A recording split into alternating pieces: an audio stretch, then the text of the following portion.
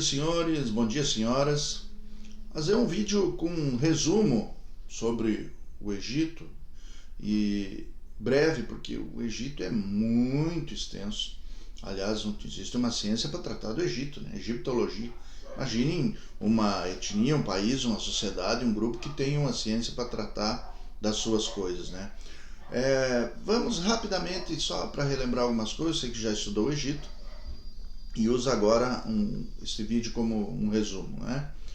Nós vamos ter o Egito em torno do rio Nilo, o crescente fértil, e o Egito, na verdade, ele se unifica em 3200 a.C. com o faraó Menes II, e a partir daí a gente começa a trabalhar com uma liderança muito grande. Os faraós eram considerados deuses vivos. Já pensou nisso? O teu líder é o teu Deus, é o Deus em carne e osso.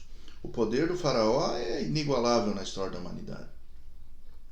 E esses faraós tinham total controle então sobre a população e utilizavam os sacerdotes para os auxiliar.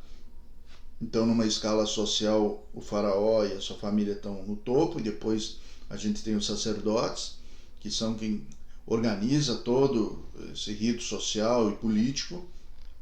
Nós vamos ter os escribas, que eram os que escreviam, muito importantes também, logo abaixo nessa escala, que são aqueles que vão fazer o controle do que é plantado, do que é colhido, do que é criado, do que é produzido. Ninguém é dono das terras, as terras são do Estado, as terras são de Deus. E toda a produção ia então para o controle do faraó, que distribuía então essas produções para a população. Se tivesse que escolher um povo religioso, esse povo, um só na história da humanidade, seria o egípcio. Politeístas, centenas de deuses, uma história muito marcada, com uma mitologia muito forte, muito legal, né? E esse povo vai se conduzir nesta vida em busca da outra. E essa condução em busca da outra vida vai significar para eles a mumificação. E por que eles mumificam? Eles mumificam porque eles acreditam que o corpo físico, como a alma, o corpo espiritual, vai ser necessário na outra vida. Então, aqui na maioria de nós somos cristãos, o corpo fica, vai o espírito. Para eles não. Então eles tinham que mumificar esse corpo, preservar o corpo, para que na outra vida, no mundo dos mortos, eles tivessem esse corpo junto. E levavam armas, levavam comida, e os faraós levavam gente também, escravos. Então, para eles, essa vida era uma passagem para outra. Tudo que eles faziam ia para o livro dos mortos. E no dia da sua morte, então, esse livro seria lido. E aí uma simbologia numa balança em que o coração deles deveria ser muito leve, mais leve que a pena. Porque senão eles não iriam para o mundo dos mortos e seriam devorados pelo Amit, que era um deus terrível, né? Devorador de pessoas. Então a condução deles se dava baseada numa obediência muito grande. Era uma sociedade tranquila, assim, nós podemos falar, né? Muito interessante o papel da mulher no Egito, né?